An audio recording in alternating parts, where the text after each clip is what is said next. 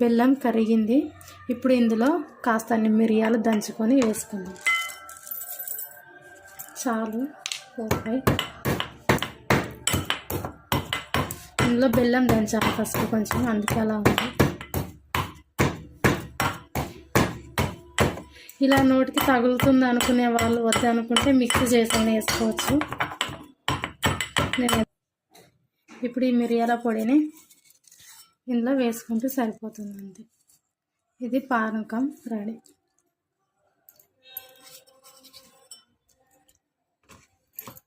Ready అయిపోయింది.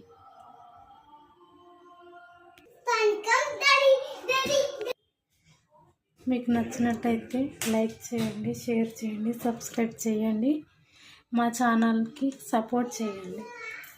Thank you my channel.